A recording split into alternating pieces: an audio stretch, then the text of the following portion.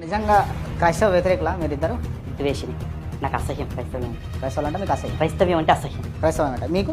క్రైస్తవ్యం అనేది మానవ జాతికి పట్టిన ఒక కీడు. ప్రియ స్నేహితులేరా, ఇలాంటి వాళ్ళని బైబిల్ ప్రకారంగా సర్ప సంతానమని, దురాత్మ సంబంధులని, అపవాది పిల్లలు అని అంటారు.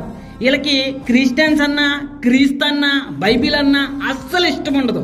ఎందుకు అని అంటే బైబిల్లో దేవుడు మనుషులందరినీ పరిశుద్ధంగా బ్రతకమన్నాడు. కానీ వీళ్ళకి పరిశుద్ధత అంటే ఏంటో తెలీదు. వీళ్ళు పరిశుద్ధంగా బ్రతకరు, వీళ్ళని ఫాలో అవ్వే వాళ్ళని కూడా పరిశుద్ధంగా బ్రతకనవరు. ఒకసారి వీళ్ళ బ్రతికి చూస్తే మీకే అర్థమైపోద్ది. వీళ్ళు ఏదైతే తప్పు అని చెప్తున్నారో అదే తప్పుడు పని వీళ్ళు కూడా చేస్తూ ఉంటారు. ఉదాహరణకి క్రైస్తవుడు గాని, పాస్టర్ గాని తప్పు చేస్తే తప్పు అని చెప్తారు. అంతకంటే నీచమైనటువంటి తప్పుడు పనులు ఇలా నమ్మేటువంటి దేవుళ్ళు, మహర్షులు, రాధా మనోహర్ లాంటి గురువులు తప్పు చేస్తే మటుకి తప్పు అని చెప్పరు. ఆ తప్పుడు పని కవర్ చేస్తా ఆ తప్పుడు పని సపోర్ట్ చేస్తా ఉంటారు. ఇది మొదటి విషయం. రెండో విషయం ఏంటంటే బైబిల్లో దేవుడు నీ పెదవులతో అపవిత్రమైనటువంటి మాటలు మాట్లాడొద్దని, ముఖ్యంగా బూతులు మాట్లాడొద్దు అని బైబిల్లో దేవుడు చెప్పాడు. కానీ వీళ్ళు తెల్లారు లెగిస్తే చాలు బూతులతో మొదలు పెడతారు.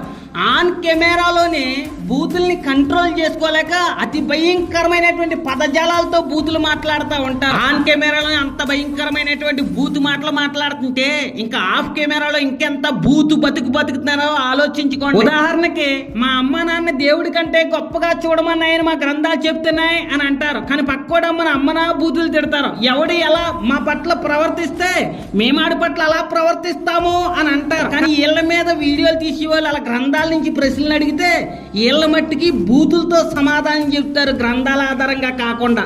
ఇది రెండో విషయం. మూడో విషయం ఏంటంటే బైబిల్లో దేవుడు మీరు దేవుడి పేరు చెప్పుకుని పట్టుకుట్టు కోసం, బతికి తెరువు కోసం దేవుడి వాక్యాన్ని కలిపి చెరిపేయొద్దని, అమాయక ప్రజల్ని మోసం చేసి తప్పుడు మార్గంలో నడిపించొద్దు అని బైబిల్లో దేవుడు చెప్తే వీళ్ళ మట్టికి వీళ్ళ వీడియోలో గూగుల్ పేలు, ఫోన్ పేలు పెట్టుకుని దేవుడి పేరు చెప్పుకుని ముష్టెడుక్కుంటా ఉంటారు, మాకు డబ్బులు పంపించండి. వీళ్ళు ఏమైనా గుళ్ళు గోపురాలు కట్టి అనాథ పిల్లల్ని ఏమైనా పెంచుతున్నారా?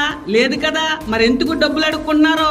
ఇలా పిల్లల్ని కష్టపడి డబ్బులతో పెంచుకోవడం చేతకాక దేవుడి పేరు చెప్పి ముష్టి అడుక్కుంటున్న ముష్టి ఎదవలు.